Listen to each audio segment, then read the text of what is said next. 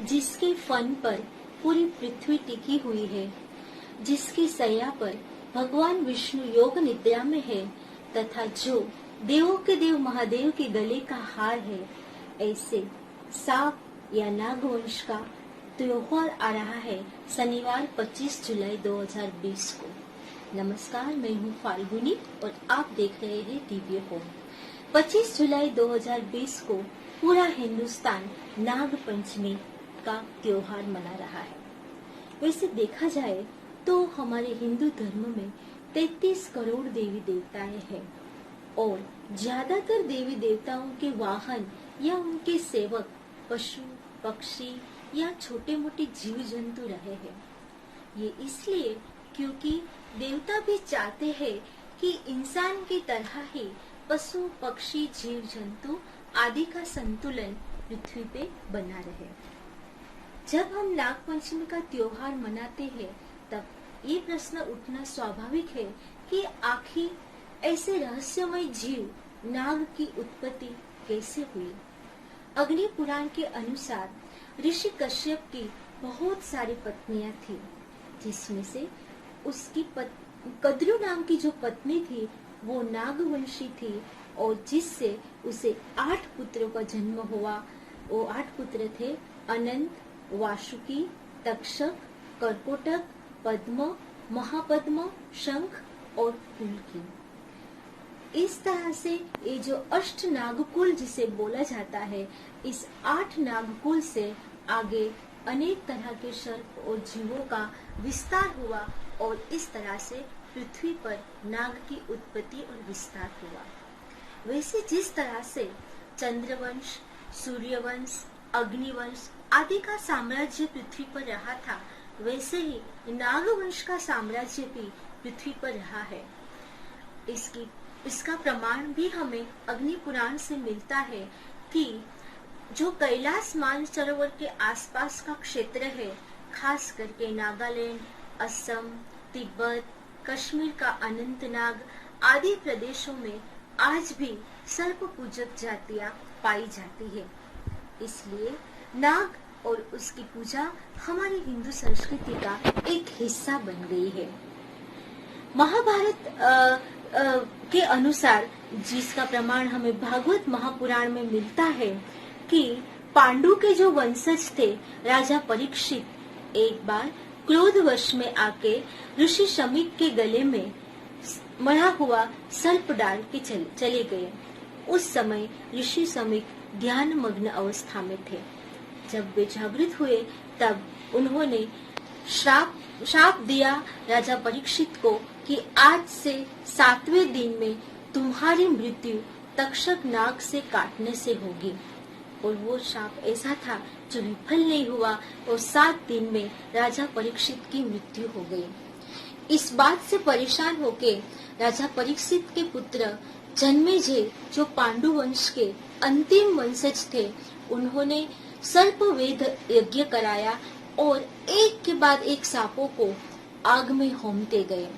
इस बात से दुखी होके अनंत, जो कि शेषनाग जिसे हम कहते हैं, और वासुकी दोनों भाई ने अपने पिता कश्यप से प्रार्थना की कि इस तरह से सर्पवेद यज्ञ किया जाएगा और ये यज्ञ यदि पूर्ण होगा तो पूरी पृथ्वी पर से सर्प योनि नष्ट हो जाएगी। ऋषि कश्यप ने आस्तिक मुनि को उनके साथ भेजा। आस्तिक मुनि ने राजा जन्मेजय के साथ समझौता किया और वहीं से तक्षक जो नाग थे और उसके जो वंशज थे उसे छोड़कर सारी नाग जातियों को मुनि आस्तिक ने पाताल लोक में भेज दिया और वहां सुरक्षित किया। तब से पाताल लोक में नागवंश का राज्य चला आता है। वो जो दिन था वो श्रावण शुक्ल पक्ष की पंचमी तिथि का दिन था, इसलिए उस दिन से लेके आज तक हम नाग पंचमी का त्योहार मनाते हैं। ये बात हुई महाभारत की, यानी कि भागवत महापुराण की। नाग का एक रेफरेंस हमें कुबेर से भी मिलता है। कुबेर के पास जो पूरे ब्रह्मांड का धन धान्य और वैभव का साम्राज्य है, उनकी रक्षा करने के लिए वे द्वारपाल के रूप में नाग को ही रखते हैं। वैसे देखा जाए तो पुराने जमाने में कोई बैंक तो नहीं था, तो ऐसे समय में हमारे पूर्वज जमीन में गड्ढा करके अपने पैसे और अपनी संपत्ति को सुरक्षित रखते थे, और वहाँ पे एक आटे से सांप बना के उसे एक प्रतीक के रूप में पूजा करके उसे कहते थे कि आप हमारी धन संपत्ति की रक्षा करना। तो यदि हम नाग पंचमी के दिन नाग की पूजा करते हैं तो हमारे घर में धन धान्य वैभव और समृद्धि का होना स्वाभाविक है। अब हम नाग पंचमी के दिन पूजा कैसे करें ये बताते हैं। उस दिन सुबह सवेरे आप नाग का को पूरे परिवार का चित्र किसी पेपर में ड्रॉ कर सकते हो, जिसमें नाग, नागिन, उनके 2 बच्चे हो, ऐसा चित्र। किसी घर में जो बड़े लोग होते हैं, बुजुर्ग लोग, गोबर से भी घर के प्रवेश द्वार में नाग के चित्र बनाते हैं। उसका चित्र बना के उसे अक्षत, रोली, कुमकुम, फूल आदि से उसकी पूजा करें, तथा एक नाग गायत्री मंत्र जो महाभारत पुराण में मिलता है, वे मंत्र मैं यहाँ धीरे धीरे बोल रही हूँ, आप लिख भी सकते हो। नागकुलाय विद्महे, दूसरी बार बोल रही हूँ, नागकुलाय विद्महे विषदंताय धीमहि तन्नो सर्प प्रचोदयात्। ये मंत्र का जाप करते करते आप नाग की पूजा कर सकते हैं, और बाद में उसकी आरती करके आप खीर का प्रसाद या भोग उसे लगा सकते हैं। यदि एक दिन हमने इस तरह से नाग की पूजा की तो हमारे घर के किसी भी सदस्य को अकाल मृत्यु का भय नहीं रहेगा। हमारे घर के जो छोटे बच्चे हैं उन्हें किसी भी तीक्ष्ण दांत वाले जो पशु पृथ्वी पर है, जैसे सांप, बिच्छू, कुत्ते, मगरमच्छ आदि के काटने का भय भी नहीं रहेगा। और तो और जिस नाग पंचमी के दिन यदि हम नाग की पूजा करते हैं तो हमारे घर की समृद्धि और धन धान्य वैभव भी बढ़ता है। अब इस त्योहार के पीछे का मैं एक साइंटिफिक लॉजिक व्यू भी बताती हूँ। जब हम शिवलिंग के ऊपर 5 फन का नाग देखते हैं तो उसका प्रतीक क्या है, इसका प्रमाण हमें हमारे उपनिषद और वेदों में मिलता है। वो जो शिवलिंग के ऊपर 5 फन वाला नाग है वो प्रतीक है हमारे 5 सेंस ऑर्गन्स का, हमारी 5 इंद्रियों का।